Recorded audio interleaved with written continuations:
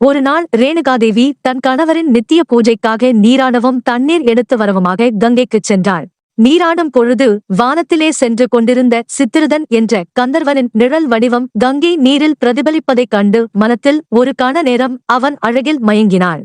நீராடி வெளிவந்த அவள் தீர்த்தம் பிடிக்க செய்கின்ற மண்குடம் உருவாகவே இல்லை.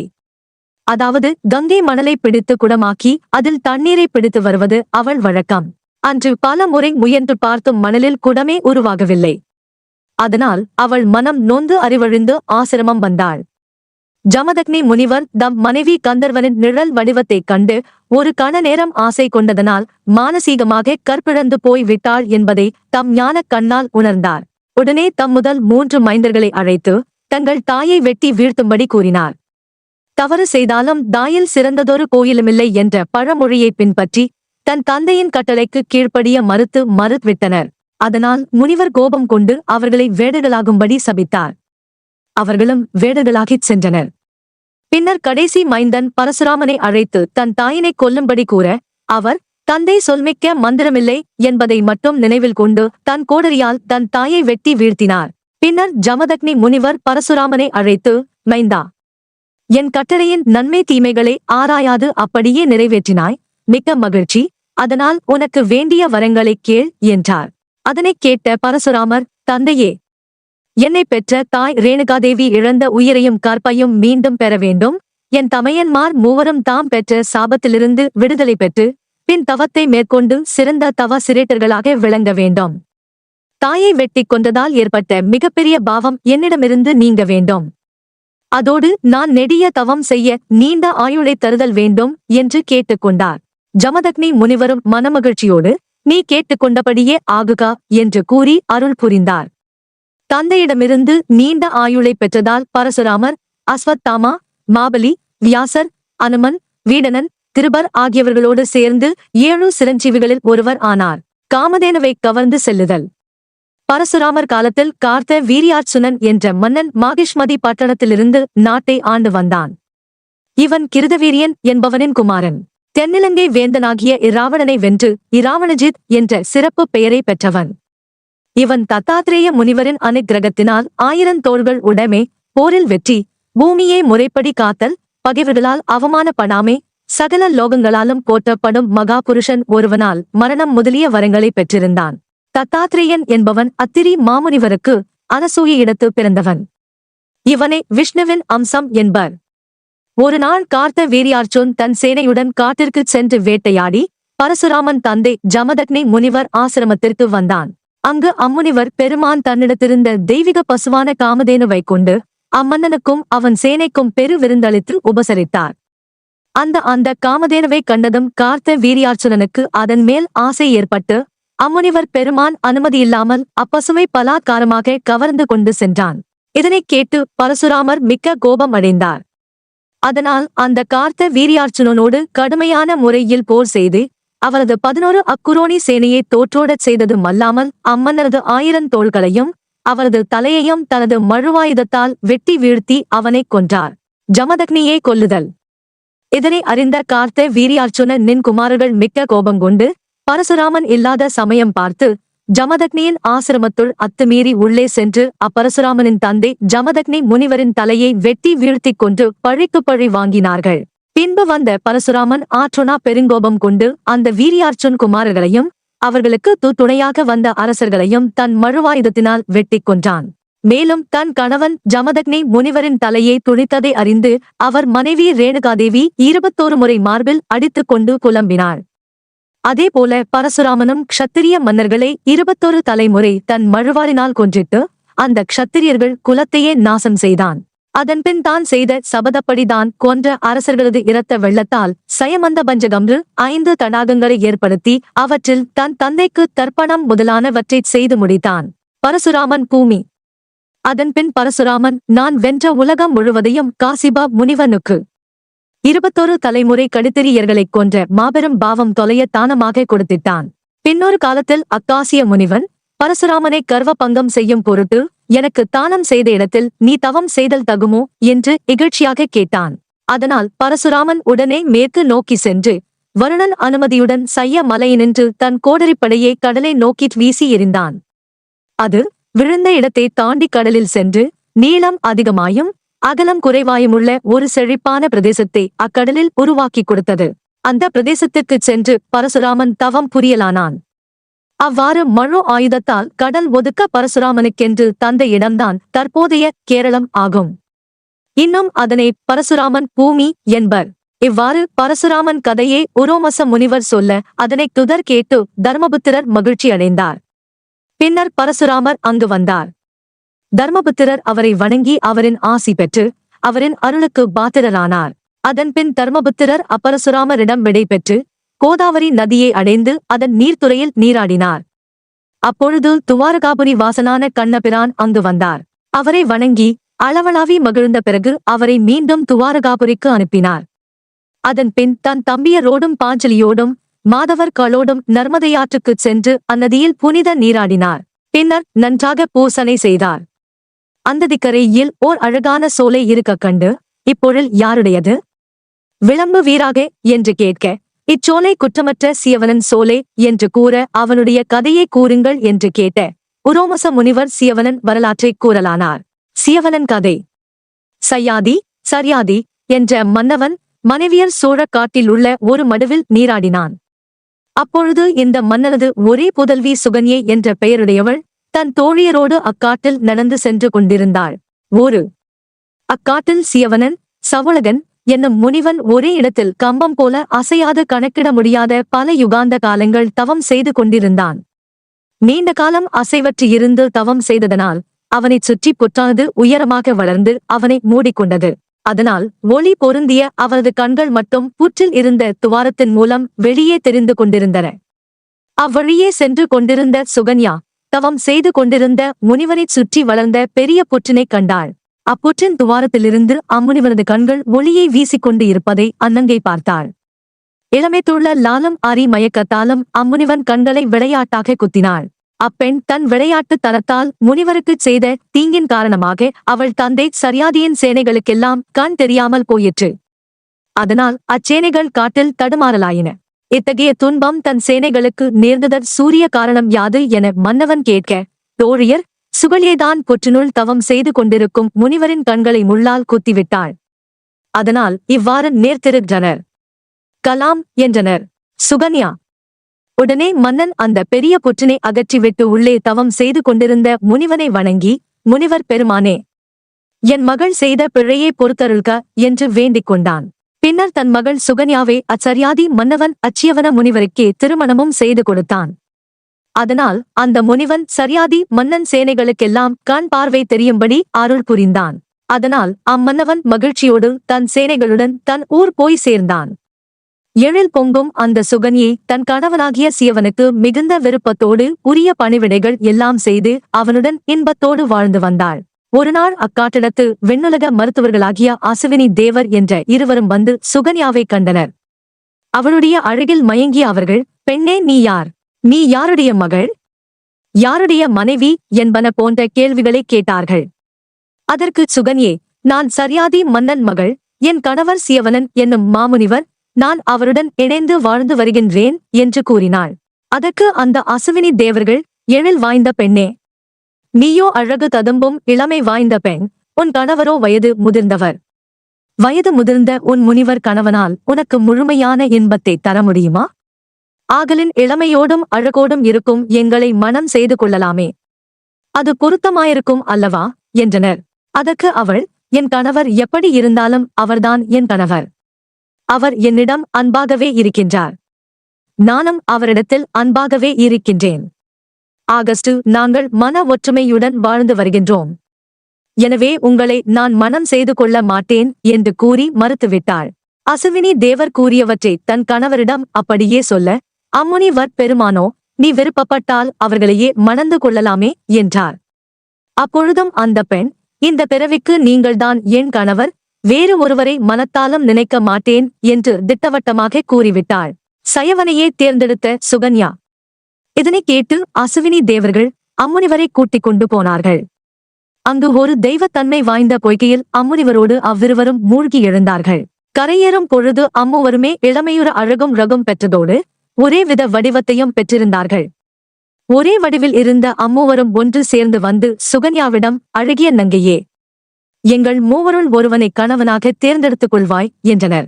கற்புடைய நங்கையாதலால் சுகன்யா தனக்குரிய கணவனாக எந்தவித தடுமாற்றமும் இல்லாது சியவனையே தேர்ந்தெடுத்தாள்.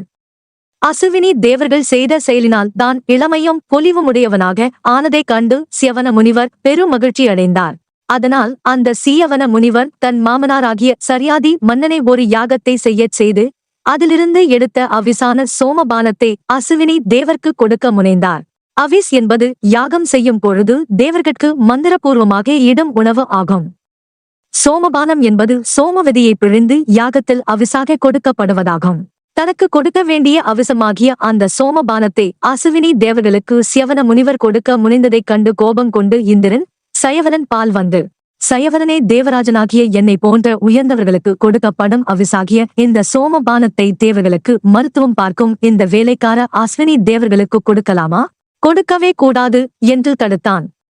ஆனால் சியவன முனிவர் அதனை ஏற்றுக்கொள்ளவில்லை. சியவன முனிவரின் சாபம். அதனால் இந்திரன் சயவன முனிவரை கொல்வதற்கு தன் வச்சிராயுதத்தை எடுத்தான். உடனே தவசிரேட்டராகிய அந்த சியவன முனிவர், வச்சிராயுதம் எடுத்த உன் கையானது மேலும் அசையாது கம்பம் போல நிற்கட்டும் என்று சாபமிட்டார். அதோடு அவ்விந்திரனை கொல்ல பூதம் ஒன்றை ஏவினார். பூதம் தன்னை கொல்ல நெருங்கி வருதலை கண்டு இந்திரன் அஞ்சி அம்முனிவரை பணிந்து, பெருந்தவசிரேட்டரே, என்னை மன்னித்துக் கொள்ளுங்கள். சோமரசபானத்தை அசுவினி தேவர்களுக்கு கொடுக்க கூடாது என்று சொன்ன நான் இனி ஒவ்வொரு யாகத்திலும் அவர்களுக்கு நானே கொடுப்பேன். நான் உயிர் பெற அருள் புரிவாயாக என்று கூறி வேண்டினான். சியவன முனிவரும் இந்திரனின் வேண்டுகோளை ஏற்று அவனுக்கு அருள் புரிந்தார். அவனுடைய அசைவற்று இருந்த கையையும் பழைய நிலையில் இருக்கும்படி செய்தார். பின்னர் அந்த யாகத்தை இனிது முடித்தார். அத்தகைய உயர்ந்த தவமுனிவர் சியவனர் தவம் புரிந்த இடமாகும் எது என்று உரோமச முனிவர் சொல்ல தர்மர் அவரை போற்றி வணங்கினார். பின்னர் அங்கிருந்து தர்மபுத்திரர் முதலானோர் சூரியனால் தரப்பட்ட யமுனை நதியில் மூழ்கி நீராடி மகிழ்ந்து இருந்தனர். இதனால் யமுனா நதியே சூரியனின் புதல்வி என்பர். அங்கிருந்த ஒரு சோலையைக் கண்டு அது யாது என்று தர்மபுத்திரர் கேட்க உரோமச முனிவர் அதனுடைய வரலாற்றைச் சொல்லத் தொடங்கினார். மாந்தாதா கதை. யுவனாஸ்வன் ஆசுவன் என்னும் ஓர் அரசன் இக்ஷுவாகு வம்சத்தில் பிறந்து சிறந்த முறையில் ஆட்சி செய்து வந்தான். அவன் சீத்தியம் நனுடைய குமாரன். 1000 அசுவமேத மத யாகங்களைச் செய்தவன். அதற்கு மேலும் பல யாகங்களைச் செய்தும் அவனுக்கு புத்திர பாக்கியம் கிடைக்கவில்லை. அதனால் தவத்தில் சிறந்த பிறகு முனிவரின் ஆசிரமத்தை அடைந்தான். அம்முனிவரிடம் தன் குறையை கூறி தனக்கு பிள்ளை பேறு அருளும்படி பிரார்த்தித்தான். அவரும் கருணையோடு உடன்பட்டு அக்னி மூர்த்தி செய்ய வேண்டியதோர் புத்திர காமேட்டி யாகத்தை 7 நாட்கள் செய்தார். அதன் பயனாக அந்த யாகாக்னியிலிருந்து புனித நீர் வெளிப்பட்டது. அந்த நீரை எல்லாம் ஒரு தூய்மையான குடத்தில் சேமித்து ஓரிடத்தில் வைத்திருந்தார். நள்ளிரவில் ஒரு நாள் மன்னவர் யுவனாஸ்வன் தாகத்தால் முனிவர் வைத்திருந்த கலச நீரை பருகிவிட்டார். அதனை அறிந்தார் பிருகு முனிவர். உடனே அம்மன்னனை நோக்கி, புனித யாக கலச நீரை பருகிவிட்டாய். அதனால் நீ 100 வருடங்கள் கர்ப்பத்தை தாங்கியிருந்து உன் உடம்பின் ஒரு பக்கத்திலிருந்து ஓர் ஆண் குழந்தை பிறக்கும். அப்போது நீ மரணமடைவாய் என்றார். மாந்தாதா. மன்னன் தன் மரணத்தைப் பற்றி கவலைப்படாது தனக்கு பிள்ளை பாக்கியம் நிச்சயம் உண்டு என்பதை அறிந்து மகிழ்ந்தான். முனிவர் சொன்னது போல மன்னன் கருவினை 100 ஆண்டுகள் தாங்கியிருந்தான். 100 ஆண்டுகள் கழிந்த பின்னர் அவன் இடுப்பை பிளந்து கொண்டு ஆண் மகன் ஒருவன் பிறந்தான். ஆண் கண் பிறக்கவே அம்மன்னன் மகிழ்ச்சியுடன் இறந்திட்டான். இக்குழந்தைக்கு தாயும் தந்தையும் இல்லாமையினால் தேவ மகளிர் பால் கொடுத்து வளர்த்தனர். இவனுக்கு மாந்தாதா என்று பெயர் வைத்தனர். மாந்தாதா என்பதற்கு தெய்வீக வில்லையும் அம்பையும் பிளக்க முடியாத கவசத்தையும் உடையவன் என்பது பொருளாகும். இவன் கடலால் சூழப்பட்ட இன்னில உலகத்தை தன் ஒரு குடை கீழ் ஆண்டான். தர்மத்தால் 3 உலகங்களையும் பெற்றான். இவன் மனைவி சசிபிந்து என்பவள் ஆவாள். இவள் புருகுர்ச்சன், அம்பரீஷன், முசுகுந்தன் என்ற 3 புத்திரர்களையும் 50 புதல்வியரையும் பெற்றெடுத்தாள். இந்த 50 பெண்களையும் சௌபரி என்னும் முனிவர் மணம் புரிந்தான். 12 ஆண்டு காலம் மழை பொழியாமல் போன பொழுது பயிர்கள் செழித்து வளர்வதற்காக இவன் தவம் செய்து மழையை பொழிவித்தான். இவன் அந்தணர்களுக்கு 10 லட்சம் கோடி பசுக்கள் தானமாக கொடுத்தான். இவனுடைய ஆட்சி மிகச் சிறப்புடைய நாய் நீதி நெறி தவறுதல் இல்லாததாய் உயர்ந்து விளங்கியது. இவனுடைய நாட்டில் ஒரே நீர்த்துறையில் வலிமை மிக்க புலியும் அதனைக் கண்டு அஞ்சுகின்ற மானம் நண்பர்களாய் நீர் குடித்தன என்றால் இவன் ஆட்சி சிறப்பைச் சொல்லவும் வேண்டுமோ?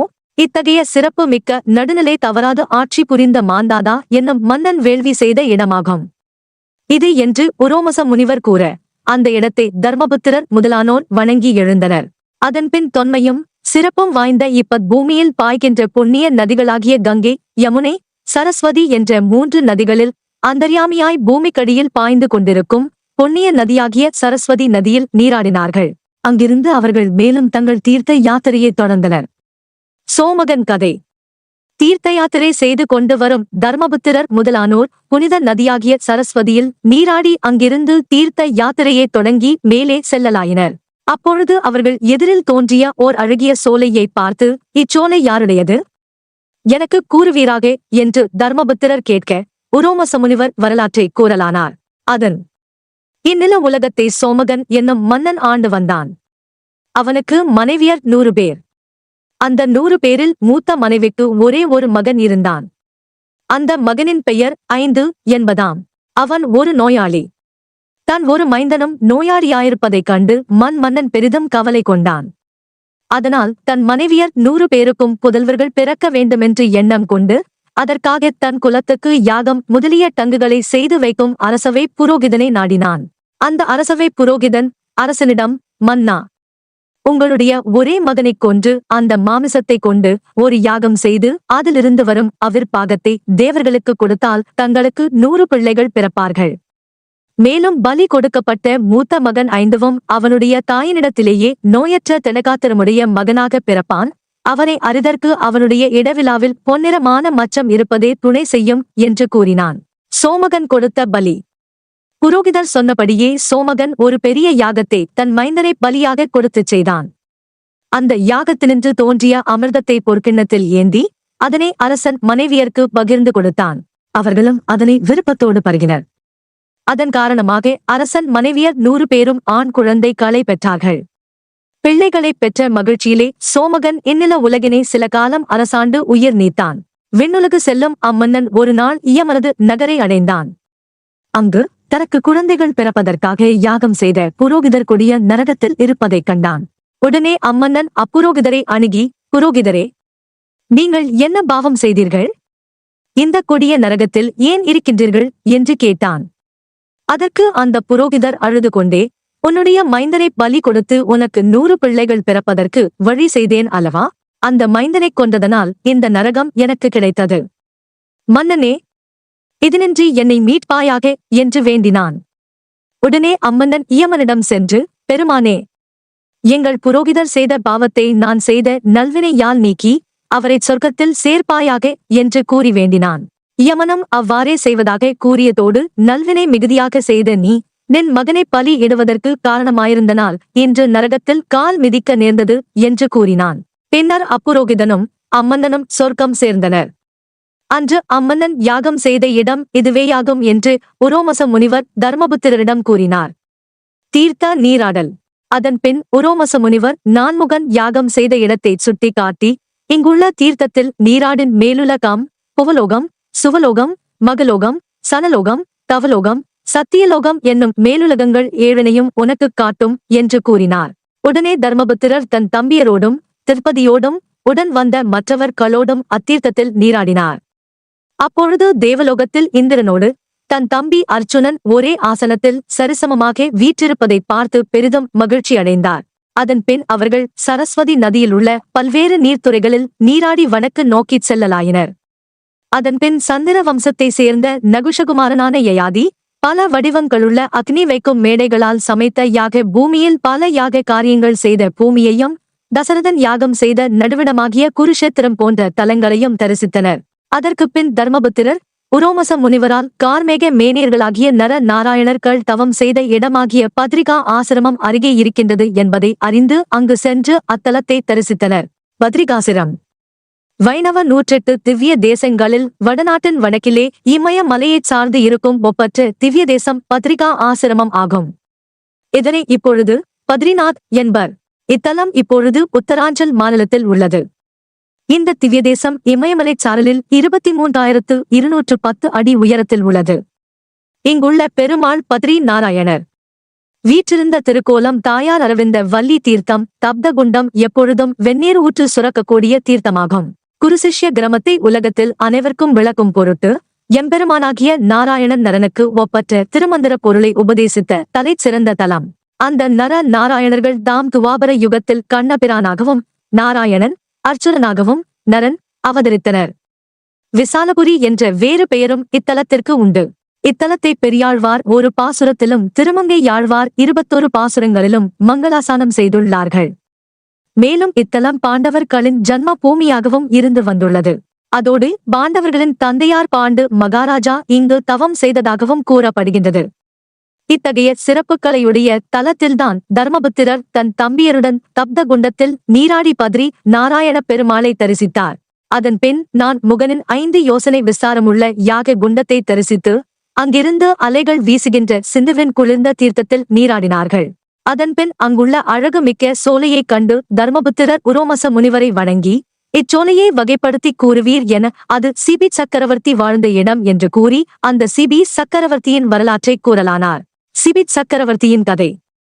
பிறர் நலத்துக்காக தன் உயிரையே மகிழ்ச்சியுடன் வழங்கும் உயர் பண்புமிக்க சிபி என்றொரு மன்னன் உசீனர தேசத்துக்கு அதிபதியாக இருந்து அந்நாட்டை ஆண்டு வந்தான். அவன் உசீனரனின் மூத்த புதல்வன் ஆவான். இவன் யமுனைக்கு இரு பக்கங்களிலும் உள்ள ஜலே உபஜலை என்கிற நதிகள் ஒன்று சேரும் இடத்தில் யாகம் செய்து இந்திரனைக் காட்டிலும் மேன்மையான பதவியை அடைந்தான். அவன் எப்பொழுதும் எவர்க்கும் இல்லை என்று சொல்லாது வாரி வழங்குகின்ற உயர் பண்புடையவனாக விளங்கினான்.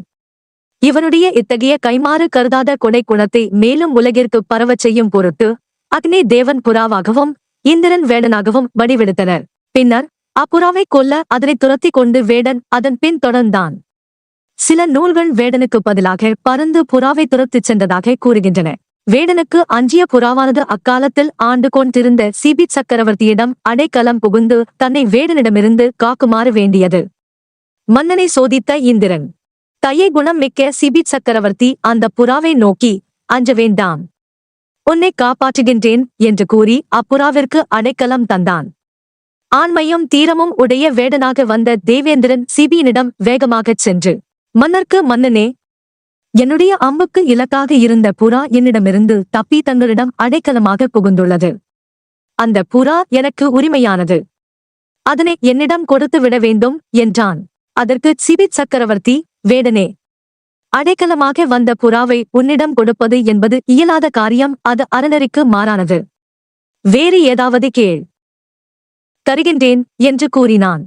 அதனைக் கேட்டு வேடனாக வந்துள்ள இந்திரன் மன்னனைச் சோதிப்பான் வேண்டி, உனக்கு புறாவை கொடுக்க மனமில்லை என்றால் அந்த புறாவின் எடைக்கு ஈடாக உன் உடல் தசையை அறிந்து கொடுக்க முடியுமா?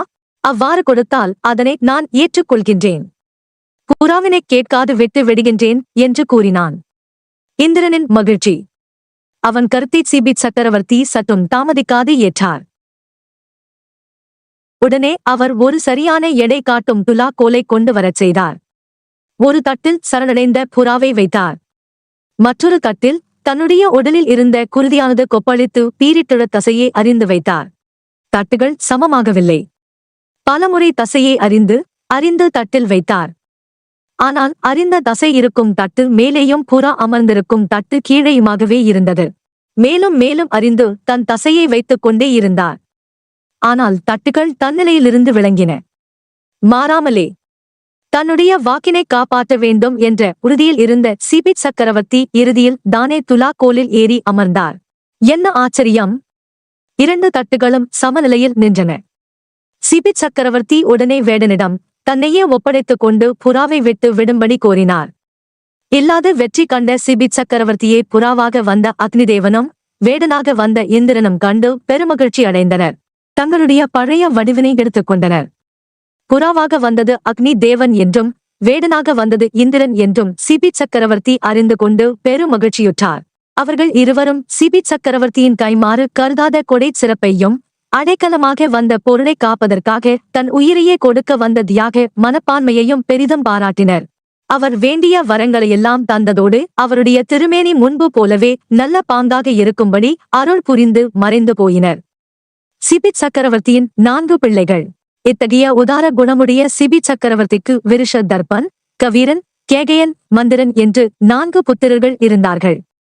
இந்த சிபியின் வரலாற்றை தன்னகம் புக்க குறு நடைப்புறவின் தகுதி கண்டு அஞ்சிச் சீரை பொக்கோன் என்று புற 446 புள்ளுரு பொன் கண் தீர்த்தோன் அன்றியும் வழக்காடுகாதே சிலப்பதிகாரம். பிறந்த நாள் தொடங்கி யாரும் துளைப்புக்க பெரியோன் பெற்றி மறந்த நாளுண்டோ வீடனன் அடைக்கல படலம் 110. கம்ப ராமாயணமும் எடுத்துக் காட்டுகின்றன. பெருமை மிக்க சிபி சக்கரவர்த்தியின் வரலாற்றை தர்மபுத்திரருக்கு உரோமச முனிவர் எடுத்துக் கூறியதோடு அவன் யாகம் செய்த இடத்தையும் காட்டினார். அஷ்டவக்கிரன் ஏசுபாதர் என்றும் உத்தாலகர் என்றும் அழைக்கப்படுகின்ற பெயர்களையுடைய முனிவர் ஒருவர் முற்காலத்தில் வாழ்ந்து வந்தார்.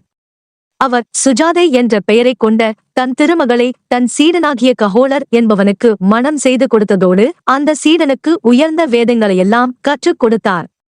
அதனால் சுகோளர் நாள்தோறும் வேதங்களை அத்தியனம் செய்து கொண்டு வந்தார். சுஜாதை இந்த நிலையில் சுஜாதை கர்ப்பமுற்றாள். ஒருநாள் கஹோளர் வேதங்களை அத்தியனம் செய்து கொண்டிருக்கும் பொழுது சுஜாதையின் கருவிலிருக்கும் குழந்தை தன் தந்தையிடம், தந்தையே, நீர் இரவும் பகலுமாக எங்களைப் போன்று கர்ப்பப்பையில் இருக்கும் குழந்தைகளின் உறக்கம் கெடும்படியாக வேதங்களை அத்தியனம் செய்யலாமோ என்று கேட்டது. இதனைக் கேட்ட அக்குழந்தை என் தந்தை கஹோளருக்கு மிகுந்த கோபம் உண்டாயிற்று. அதனால் நல்ல அழகுடைய ஆண்மை மிக்க குழந்தையாக பிறக்க வேண்டுமென்று எண்ணம் தந்தையாருக்கு மாறாக அவர் பிறக்கப் போகும் குழந்தையையே அழகான குழந்தையாக பிறக்காது 8 கோணல்களையுடையவாக பிறப்பாயாக என்று சபித்தார். ஆனால் அந்த கஹோளர் என்னும் முனிவர் குழந்தை பிறப்பதற்கு வேண்டிய செல்வத்தை பெறுவதற்காக மிதிலையே ஆண்டு வந்த ஜனகன் செய்கின்ற யாகத்திடல் அருகே சென்றார். இந்த ஜனகன் சீதா பிராட்டியின் தந்தையல்லன் என்பதை நினைவில் கொள்ள வேண்டும். அங்கு வேதத்தில் வல்லவனாகிய வந்தி என்பவனோடு வாதம் புரிந்து தோற்று அவனால் நீரில் மூழ்கும்படி செய்யப்பட்டார். அதனால் அவர் இறந்தார். உரிய காலத்தில் தன் கணவனால் சபிக்கப்பட்ட குழந்தையை கஹோளர் மனைவி சுஜாதை பெற்றெடுத்தாள். தந்தையின் சாபத்தின்படியே அது அட்ட கோணல்களுடன் பிறந்தது. அதனால் அக்டோபர் குழந்தைக்கு அட்டவக்கிரன் என்ற பெயர் வந்தது. வக்ரம் என்பதற்கு கோணல் என்பது பொருளாகும். தன்னை பிரிந்து சென்ற கணவன் இன்னும் வரவில்லையே என்று வருந்திய கஜாதை தன் குழந்தையுடன் தன்னை தன் கணவனுக்கு கன்னிகா தானமாக திருமணம் செய்து கொடுத்த தன் தகப்பனராகிய உத்தாலகரையே வந்து அடைந்தான். அங்கு உத்தாலகர் மூலம் தன் கணவர் வந்தி என்பவனிடம் வாதத்தில் தோற்று போனதால் நீரில் மூழ்கடிக்கப்பட்டதை அறிந்தாள். துயருற்றாள். ஆனால் தன் கணவனுக்கு நேர்ந்த கதியே உத்தாலகர் சொல்லியதன் பேரில் தன் குழந்தையிடம் கூறவில்லை. அக்குழந்தை உத்தாலகரையே தன் தகப்பனாக எண்ணி வளர்ந்தது. அங்கு உத்தாலகர் பெற்ற பிள்ளையாகிய சுவேதகேது என்பவனை நண்பனாக கொண்டு அஷ்டவக்கிரன் வாழ்ந்து வந்தான். இருவரும் வேதங்களை நாள்தோறும் அத்தியனம் செய்து கொண்டு வந்தனர். வேதங்களில் வல்ல அஷ்டவக்கிரன். அஷ்டவக்கிரன் தன்னை யாரும் வெல்ல முடியாதபடி வேதங்களில் வல்லவனாக விளங்கினான். சனகனின் யாகத்திற்கு சென்ற செய்தியையும் அங்கு வந்தியோடு வாதம் புரிந்து தோற்று நீரில் தன் தந்தை மூழ்கடிக்கப்பட்டதையும் ஒருநாள் தன் தாய் மூலம் அறிந்தான். உடனே அஷ்டவக்கிரன் சனகன் இடத்திற்குச் சென்றான். 8 திக்கில் உள்ளவர்களும் போற்றும்படியாக அந்த அட்ட வக்கிரன் வந்தியோடு வாதிட்டு அவனை வென்றான். பின்னர் வருணன் அருளால் நீரில் மூழ்கடிக்கப்பட்ட தன் தந்தையை மீண்டும் உயிர் பெறச் செய்தான். பின் தன் தாயினிடத்தில் தந்தையைச் சேர்த்து வைத்த செயற்கரிய ஒரு செயலைச் செய்தான். வந்தி வருணனுடைய புத்திரன். அதனால்தான் வாதில் வென்றவரை வந்தி நீரில் மூழ்கும்படி செய்தான். அதே வருணனுடைய அருளால் வந்தியை வென்ற அட்டவக்கிரன் நீரில் மூழ்கடிக்கப்பட்ட தன் தந்தை கஹோளரை மீட்டு வந்தான் என்பது இங்கு குறிப்பிடத்தக்கது. அதற்குப்பின் அட்டவக்கிரன் தன் நண்பன் சுவேதகேதுவோடு அடங்கல் இல்லாத தவத்தைச் செய்து மோட்சம் அடைந்தான். இத்தகைய தவத்தில் சிறந்த அட்டவக்கிரன் தவம் செய்த சோலை இது என்று கூறி உரோமச முனிவர் அச்சோலையை தர்மபுத்திரருக்கு காண்பித்தார். யவக்ரீதர். அட்டவக்கிரர் ஆசிரமத்தை அடைந்த தர்மபுத்திரர் அதனைக் கண்டு மகிழ்ந்து தன் தந்தையின் இழுக்கினை போக்கிய அட்டவக்கிரனை போற்றி உரோமச முனிவரோடு மேலே நடந்து சென்று கொண்டிருந்தார். அங்கு ஓர் ஆசிரமம் இருக்கக் கண்டு, இது யாருடைய ஆசிரமம், அவருடைய வரலாறு என்ன என்று தர்மபுத்திரர் கேட்க உரோமச முனிவர் கூறலானார். தர்மபுத்திரரே, பரத்துவாசர் என்றொரு முனிவர் வாழ்ந்து வந்தார். ஜார். அவருடைய மகன் பெயர் யவக்ரீதர் என்பதாம். அவர் நேர்வழி ஒழுகாது கோணல் வழி ஒழுகுபவர். பொதுவாக வேதங்களையோ அவற்றின் அங்கங்களையோ பிறவற்றையோ ஆசாரியராகிய குரு மூலம்தான் கற்க வேண்டும். குரு மூலமாக அல்லாமல் தவத்தாலோ நேரடியாக தானேயோ கற்றல் பயன்படாது என்பது முன்னோர் கொள்கை. ஆனால் இந்த யவக்ரீதரோ இந்த கொள்கைக்கு முரணாக குருவிடம் வேதங்களை கற்காது தவத்தாலேயே அறிந்து கொள்ள நிச்சயித்தார். அதன் காரணமாக தேவேந்திரனை குறித்து கடுந்தவம் செய்து பின்னர் அவனை வழிபட்டு அவனுடைய ஆசீர்வாதத்தால் அனைத்து வேதங்களையும் குரு மூலமாக அல்லாது கற்றறிந்தார். அதனால் அவர் மற்ற முனிவர்களை மதியாது செருக்கு கொண்டு இருந்தார். இந்த பரத்வாஜ முனிவருக்கு ரைப்பியர் என்ற ஒரு நண்பர் இருந்தார். அவருக்கு பராவசு, அர்வாவசு என்ற 2 மகன்கள் இருந்தனர். இவர்களில் மூத்தவனாகிய பராவசு என்பவனின் மனைவி மேல் காம மோகம் கொண்டு யவகிரீதர் தன் விருப்பத்திற்கு இணங்கும்படி அவளை அழைத்தார். அந்நங்கையோ நாளைக்கு வருகின்றேன் என்று சொல்லிவிட்டு தன் மாமனாராகிய ரைப்ரயரிடத்தில் யவகிரீதரின் தீய செயலை எடுத்துக் கூறினாள். யவகிரீதரை கொல்ல கட்டளை. அதனால் அந்த அந்தண ரைப்ரயர் மிகுதியான கோபம் கொண்டு ஒரு சடையை பிடுங்கி அதனை அக்னியில் இட்டு மந்திரம் கூறி ஓமம் செய்ய அந்த ஓம குண்டத்திலிருந்து ஒரு பெண் ராட்சசி தோன்றினாள். மற்றொரு சடையை பிடுங்கி முன் மாதிரியே அக்னியில் இட்டு ஓமம் செய்ய அந்த ஓம குண்டத்திலிருந்து பயங்கரமான தோற்றமுடைய ராட்சசன் ஒருவன் தோன்றினான். இருவரையும் பார்த்து ரைப்ரயர் யவகிரீதரை கொல்லுங்கள் என்று கட்டளையிட்டார். அவ்விருவரும் ரைப்ரயரின் கட்டளைப்படி யவகிரீதரை கொன்று மறைந்தனர். பின்னர் யவகிரீதர் தந்தையார் பரத்துவாசரும் புத்திர சோகத்தால் தீக்குளித்து இறந்து போனார். ஒருமுறை ரைப்ரயர் தன்னுடைய சீடன் பிரஹத்யுமன் என்னும் அரசனின் யாகத்திடத்துக்குச் சென்றார். அங்கு அந்த யாகத்திற்கு உதவியாக பராவசு, அர்வாவசு என்ற ரைப்ரயரின் பிள்ளைகள் உதவியாக இருந்தனர். அதன்பின் ஒருமுறை மூத்தவன் பராவசு தர்ப்பை புல்லுக்காக ஒரு காட்டினை அடைந்தான். தன் பிள்ளைகள் இருவரையும் காண்பதற்காக தந்தையார் ரைப்ரயர் காட்டிற்குச் சென்றார். தன் தகப்பனார் வருதலை புலிதான் வருகின்றது என தவறாக எண்ணி அஞ்சி அப்பராவசு ஒரு தர்ப்பை புல்லை அம்பாக மந்திரித்து அனுப்பினான். அந்த தருப்பை அம்பு தந்தை ரைப்ரயரை கொண்டது. அதனால் தர்ப்பை அம்பை ஏவிய பராவசுவை பிரம்மஹத்தி தோஷம் பற்றிக் கொண்டது. தன் தமையனாரின் நிலையைக் கண்ட அர்வாவசு அந்த பிரம்மஹத்தி தோஷத்தை தான் ஏற்றுக்கொண்டு தன் தமையனாராகிய பராவசுவை யாகத்தை நிறைவேற்ற உதவி புரியும்படி அனுப்பினான். தம்பி அர்வாவசு தன் பிரம்மஹத்தி தோஷத்தை நீக்கிக் கொள்ள பல புண்ணிய நதிகளில் நீராடினான். அதனால் அவன் பிரம்மஹத்தி தோஷத்திலிருந்து நீங்கி பிரஹத்யும்னனின் யாக சாலைக்கு வந்து சேர்ந்தான். சத்திய சந்தன் அர்வாவசு. அங்கு இருந்த தமையனாகிய பராவசு தம்பி அர்வாவசு செய்த நன்றியை மறந்து பிரம்மஹத்தி தோஷம் கொண்ட இவன் யாக சாலையிடத்து வருதல் தீமை பயக்கும். ஆதலின் இவனை நெருங்க விடக்கூடாது என்றான். அதனைக் கேட்ட தம்பி அர்வாவசு அங்குள்ள முனிவர்களை பார்த்து வனத்தில் தந்தையே புலி என எண்ணி தர்ப்பை அம்பினால் கொண்டது இந்த பராவசுவேதான், நான் இல்லை. மாறாக தந்தையே இவன் கொண்டதனால் இவனுக்கு ஏற்பட்ட பிரம்மஹத்தி தோஷத்தை நான் ஏற்றுக்கொண்டு இவனை புனிதனாக்கினேன். பின்னர் நானும் புண்ணிய தீர்த்தங்கள் பலவற்றில் நீராடி என்மேல் ஏறிட்டிருந்த பிரம்மஹத்தி தோஷத்தை நீக்கிக் கொண்டேன். உண்மை இவ்வாறு இருக்க நான் செய்த நன்றியெல்லாம் மறந்து இவன் நான் பிரம்மஹத்தி தோஷம் பிடித்தவன் என்கிறான் என்று நடந்த உண்மை அனைத்தையும் கூறிவிட்டான். உண்மையை அறிந்த அனைவரும் மகிழ்ச்சியுற்றனர். அங்கு வந்திருந்த தேவர்கள் சத்திய சந்தனாகிய அர்வாவசுவிடம், உனக்கு என்ன வரம் வேண்டும் கேள், தருகிறோம் என்றார்கள். அதற்கு அர்வாவசு தன் தந்தையாகிய ரைப்ரயர், யவகிரீதர், அவர் தந்தையார் பரத்துவாசர் ஆகிய மூவரும் உயிர் பெற்றெழ வேண்டும் என வேண்டினார். அவர்களும் அவ்வாறே வரம் தர அம்மூவரும் உயிர் பெற்று எழுந்தார்கள். உயிர் பெற்றெழுந்த யவகிரீதர் தேவர்களை நோக்கி, தேவர்களே, தவம் செய்த இந்திரனுடைய வர பலத்தால் வேதங்களைக் கற்று உயர்ந்து விளங்கும் என்னை ஒரு குருவினிடத்து சீடனாய் அமர்ந்து வேதங்களைக் கற்ற ரைப்ரயர் கொண்டது எவ்வாறு பொருந்தும் என்று கேட்டதற்கு அத்தேவர்கள், குருவால் உணரும் பிஏ தவத்தால் கற்ற கல்வியை விட உயர்ந்தது, அதனால்தான் ரைப்ரயரால் உன்னை கொல்ல முடிந்தது என்று பதில் கூறினார்கள். இதன் மூலம் ஆசாரியன் மூலம் கற்றல்தான் உயர்ந்தது என்பதை நாம் நன்கு உணரலாம். அதன்பின் யவகிரீதர் செருக்கு நீங்கி உயிர் பெற்றெழுந்த மற்றவரோடு நீண்ட காலம் தவம் செய்து மோட்சமடைந்தார். அத்தகைய அந்த யவகிரீதர் தவம் செய்த இடம் இது என்று தர்மபுத்திரருக்கு உரோமச முனிவர் காட்டினார். இந்த யவகிரீதர் கதையை கேட்ட தர்மபுத்திரர் பெருமகிழ்ச்சியடைந்தார். சந்திரகிரியை அடைதல். அதன் பின்னர் தர்மபுத்திரன் முதலானோர் பல புண்ணிய தீர்த்தங்களில் நீராடி பல ஆசிரமங்களில் வாழும் பல்வேறு வகையான முனிவர்களைக் கண்டு வணங்கி அவர்களின் நல் ஆசீர்வாதமும் பெற்றார்கள். அதன்பின் முத்தி தரும் கங்கை நதியில் தன் தம்பியரோடும் திருப்பதியோடும் அந்தண பெருமக்களோடும் நீராடி அங்கு செய்ய வேண்டிய கிரியைகளையும் செய்து மகிழ்ச்சியோடு அங்கிருந்து சந்திரகிரியை அடைந்தார். சந்திரன் படியும் படியான அளவுக்கு மலை உயர்ந்து இருந்ததனால் அதற்கு சந்திரகிரி என்ற பெயர் வந்தது. அத்தகைய உயரமான மலையை அடைந்த உரோமச முனிவர் அங்கு அர்ஜுனன் பாசுபதம் பெற சிவபெருமானை குறித்து தவம் செய்த இடத்தை காட்டினார். அதற்கு பின் தசாந்திய முனிவரின் ஆசிரமத்தையும் மந்தரகிரியையும் காட்டி பின் கந்தர்ப்பகிரியை தர்மபுத்திராதியரோடு அடைந்தார். உரோமச முனிவர் கந்தர்ப்ப கிரியை வந்து அடைந்தவுடன், தர்மபுத்திரரே, இந்த சுந்தர்ப்ப கிரிக்கு 100 யோசனை தூரத்தில்தான் சிவபெருமான் எழுந்தருளி இருக்கும் கைலேயங்கிரி உள்ளது என்று கூறினார். பின்னர் அங்கு புகழ்மிக்க விசாக நட்சத்திரத்துக்குரியவனான முருக பெருமான் எழுந்தருளியிருக்கும் ஆலயத்தையும் காட்டினார். முருக பெருமானை அனைவரும் வணங்கினார்கள். பின்னர் உரோமச முனிவர் தர்மபுத்திரரிடம், அரசே, இந்த கந்தர்ப்பகிரியில் நீங்கள் அனைவரும் 1 வருட காலம் தங்கியிருப்பீர்களாக என்று கூற, அங்கேயே அந்த 1 வருட காலத்திற்கு பாண்டவர்கள் தங்கலானார்கள்.